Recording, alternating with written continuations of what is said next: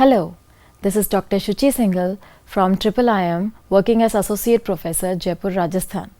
Today I'll be talking about accounting concepts. What are accounting concepts? They are basically necessary assumptions, conditions and ideas on which accounting is based.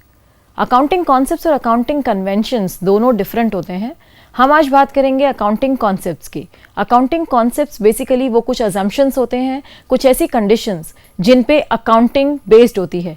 पूरा accounting system, पूरा accounting process जिन assumptions और conditions पे based होता है वो कहलाते हैं accounting concepts. There is a list of accounting concepts which we will be discussing. Entity concept, money measurement concept, going concern concept, cost concept, dual aspect concept, accrual concept, realization concept, accounting period concept, matching concept, balance sheet equation concept and verifiable objective concept. The first is separate entity concept. This concept is also called business entity concept. According to this concept, the business and the businessman are two separate and distinct entities. Separate entity concept से मतलब है कि आपके जो भी business होता है और जो बिजनेसमैन होता है, यानी जो बिजनेस है और जो उसका ओनर है, दोनों को डिफरेंट एंटिटीज माना जाता है, दोनों को अलग अलग माना जाता है अकाउंटिंग पॉइंट ऑफ व्यू से. लीगल पॉइंट ऑफ व्यू से दोनों सेम होते हैं, लेकिन अकाउंटिंग पॉइंट ऑफ व्यू से हम दोनों को सेपरेट मानते हैं. इससे बेनिफिट ये है कि जो अकाउंटेंट है, जो अकाउंटिंग एंट्रीज करता है, इस कॉन्सेप्ट के बेसिस पर वो ये डिसाइड कर सकता है कि कौन से ट्रांजैक्शंस उसको इंक्लूड करने हैं अकाउंटिंग में और कौन से ट्रांजैक्शंस इंक्लूड नहीं करने हैं. जो पर्सनल ट्रांजैक्शंस होते हैं ओनर के, उन्हें अकाउंटिंग में इंक्लूड नहीं किया जाता, और जो सिर्फ बिजनेस से रिलेटेड कॉन्सेप्ट्स होते हैं, बिजनेस रिलेटेड ट्रांजैक्शंस होते हैं, सिर्फ उन्हीं ट्रांजैक्शंस को हम इंक्लूड करते हैं अकाउंटिंग में. Next is money measurement concept. Money measurement concept says that only those transactions will be expressed and recorded in accounting which can be measured in terms of money. सिर्फ money में ही record जो हो सकते हैं transactions, उन्हीं को हम accounting में शो करते हैं. अदरवाइज दूसरे ट्रांजैक्शंस या दूसरे कोई भी क्वालिटी रिलेटेड मैटर्स उन्हें हम रिकॉर्ड नहीं करते हैं. इस कॉन्सेप्ट से बेनिफिट ये है कि आप जो भी डिसिमिलर ट्रांजैक्शंस हैं, फॉर एग्जाम्पल सपोज आपने फर्नीचर परचेज किया फॉर ₹1,00,000 और दूसरी तरफ आपने अगर सैलरी पे करी है फॉर ₹20,000, दोनों को आप कंपेयर कर सकते हैं. दोनों ट्रांजैक्शंस में कोई सिमिलैरिटी नहीं है, लेकिन फिर भी आप दोनों ट्रांजैक्शंस को इजीली कंपेयर कर सकते हैं. So this is the benefit by using money measurement concept. इस कॉन्सेप्ट में दो लिमिटेशंस होती हैं. पहली लिमिटेशन है कि इस कॉन्सेप्ट के बेसिस पर जो प्राइस लेवल चेंजेस हैं, यानी जो इन्फ्लेशन है या डिफ्लेशन है, उनके चेंजेस को हम रिफ्लेक्ट नहीं कर सकते अकाउंटिंग में. और सेकंड लिमिटेशन है इसकी कि जो बिजनेस की क्वालिटी है, उसके प्रोडक्ट्स की क्वालिटी, उसके मैनेजमेंट की क्वालिटी, ये सारी क्वालिटीज रिफ्लेक्ट नहीं हो सकती हैं अकाउंटिंग में because of this concept, because only those transactions can be recorded only which can be measured in terms of money. Next is going concern concept. This going concern concept says that business will be treated as a going concern. That means that business will go on and on for an unending period of time, for an indefinite period of time, and in the near future it will not be dissolved. So it presumes stability and continuity for a period of time sufficient to carry out present plans, contracts and commitments. तो इस concept के हिसाब से हम business को ऐसा मानते हैं कि वो लगातार चलता रहेगा और जल्दी ही बंद नहीं होगा. जितने भी बिजनेस के प्लान्स हैं, जो कॉन्ट्रैक्ट्स हैं, जो कमिटमेंट्स हैं, उन्हें वो इजीली पूरा कर पाएगा. Next is cost concept. Cost concept का मतलब है कि जो भी एसेट्स हम परचेज करते हैं बिजनेस में, उन सभी एसेट्स को उनकी कॉस्ट पे रिकॉर्ड किया जाएगा. क्योंकि जो एसेट्स परचेज किए गए हैं वो पास्ट में परचेज करते हैं हम, इसीलिए उस कॉस्ट कॉन्सेप्ट को हम हिस्टोरिकल कॉस्ट कॉन्सेप्ट भी कहते हैं. Cost concept also means that the original cost less depreciation to be charged on that asset. इसीलिए बैलेंस शीट में एसेट साइड में जब हम एसेट्स को शो करते हैं तो एसेट्स में से डेप्रिसिएशन लेस करके उसके बाद शो करते हैं. So this adjustment is done on the basis of this concept only, and that is the reason that this concept is also known as historical cost concept. Dual aspect concept. Dual aspect concept says that every transaction in the business, it has two aspects.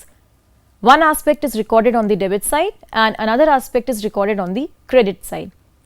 Both the aspects, they are entered in two separate accounts. It is based on the accounting equation which implies that for every debit there is an equivalent credit. So ये concept सिर्फ ये बताता है कि हर एक transaction की दो entry होती हैं, एक डेबिट साइड पर और एक क्रेडिट साइड पर. दोनों का अमाउंट हमेशा इक्वल होता है और यही रीज़न है कि जो बैलेंस शीट इक्वेशन होती है या जो अकाउंटिंग इक्वेशन होती है वो हमेशा इक्वल आती है. That is assets are always equal to liabilities plus capital. Realisation concept. Realisation concept is also called revenue recognition concept. Realisation concept आपको ये बताता है कि जो हमने सेल किया है, सेल करने से जो मनी रियलाइज हुआ है उसे हम कहते हैं revenue. So that is why it is also called revenue recognition concept.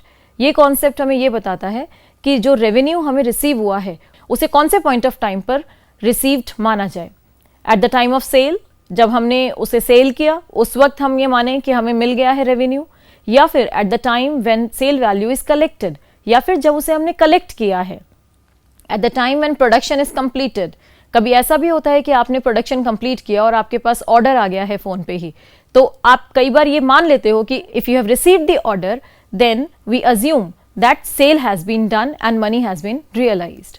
Or recognition proportionately over the performance of the contract. जहाँ पर कॉन्ट्रैक्ट बेसिस पे काम होता है, वहाँ पर सपोज आपने 50% काम इसी ईयर में किया है, तो हम ये अज्यूम कर लेते हैं कि पूरे कॉन्ट्रैक्ट की वैल्यू का 50% मनी हमने रियलाइज कर लिया है इसी करेंट ईयर के अंदर. So this is called realisation concept. इस कॉन्सेप्ट के हिसाब से आप जो भी सेल करते हैं, जो भी मनी आपको मिला है या नहीं मिला है, लेकिन हमें बुक्स ऑफ अकाउंट्स में उसे एंटर कब करना है. At the time of sale, at the time when the money is collected, at the time when your production is completed, or at the time when the contract is proportionately completed. Accounting period concept. Accounting period concept आपको ये बताता है कि जो business है वो unending period के लिए कंटिन्यू होता रहेगा. That means going concern concept जो हमने पहले बताया था. गोइंग कंसर्न कॉन्सेप्ट के हिसाब से business is assumed to be carried on for an unlimited period of time.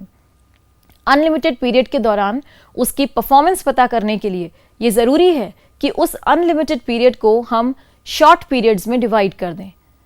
So that is what is your accounting period concept. ये कॉन्सेप्ट ये कहता है कि हमें 1 ईयर या अप्रॉक्सीमेटली 12 मंथ्स के अकाउंटिंग पीरियड्स में डिवाइड कर देनी चाहिए बिजनेस की लाइफ को, और हर एक पीरियड में हमें कैलकुलेट करना चाहिए प्रॉफिट, हमें अकाउंटिंग रिपोर्ट्स प्रिपेयर करनी चाहिए जिससे हमें अपने बिजनेस की प्रोग्रेस पता चल सके.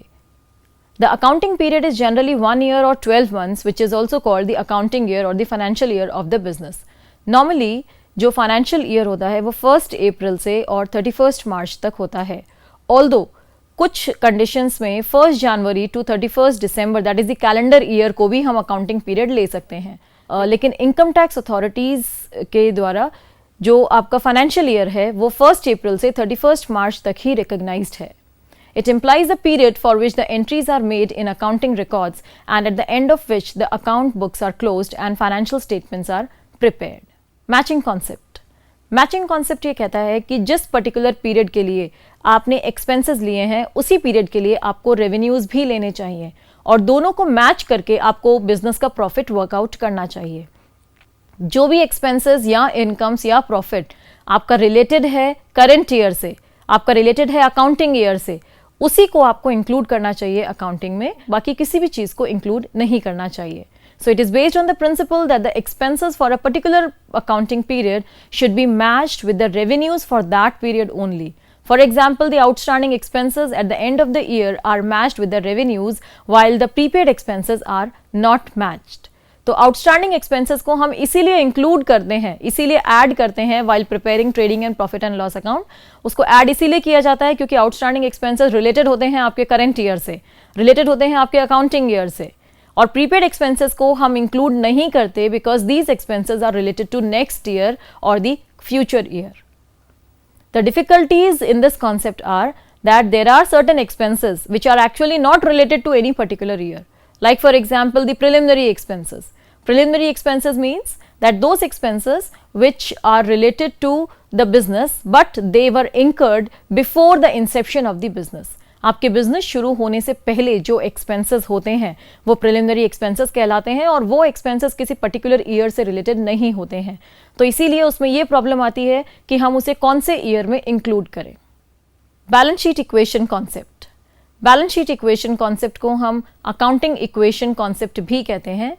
और balance sheet equation assets is equal to capital plus liabilities, this is justified when you prepare the balance sheet. This concept implies that in each transaction, the amount to be debited equals the amount to be credited. The whole accounting procedure is actually based on this equation only, starting from the entering the transaction till the preparation of the balance sheet. Accrual concept. This concept is concerned with the period in which the revenues and expenses are to be related. Once the revenue is realized, the next step is to allocate it among the accounting periods. Accrual concept basically आपको सिर्फ ये बताता है कि कोई भी expenses या कोई भी इनकम्स अगर वो इंकर होते हैं तो वो कौन से ईयर से रिलेटेड हैं, आपको ये एलोकेट करना ज़रूरी है। फॉर एग्जाम्पल, सपोज इन 2015 आपको रिसीव हुआ कमीशन से 2000 रुपीज़। 2000 रुपीज़ में से हो सकता है कि उसमें से 300 रुपीज़ आपका 2014 से रिलेटेड था और उसमें से 500 रुपीज़ आपका 2016 से रिलेटेड है। तो अक्रूवल कॉन्सेप्ट के हिसाब से आपको जो भी पूरा 2000 रुपीज़ रिसीव हुआ है आपको उसे डिवाइड करना चाहिए अकॉर्डिंग टू द ईयर, और उसमें से 300 रुपीज़ पास्ट ईयर में डालेंगे आप, 500 रुपीज़ फ्यूचर ईयर में डालेंगे यानी कि कमिंग ईयर में डालेंगे, और जो रिमेनिंग है उसे हम डालेंगे 2015 दैट इज करेंट ईयर में। This is what is said by accrual concept. Basically accrual concept and matching concept both are related to each other. पहले अक्रूवल कॉन्सेप्ट फॉलो किया जाता है, उसके बाद मैचिंग कॉन्सेप्ट अप्लाई होता है। Thank you.